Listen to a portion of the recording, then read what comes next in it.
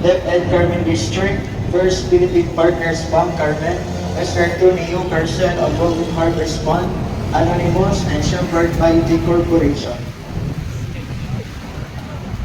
This month's sponsor is Senyor Santo Niño, San Festival Santo Niño, sa Hagkanan, Mrs. Amy Indolos and family. Sa Charitable sponsor, Mr. Wendell Sinier, Mr. and Mrs. Ray Andres Sarico and family, Mrs. Ronald and J. Ann Agacoso, Mrs.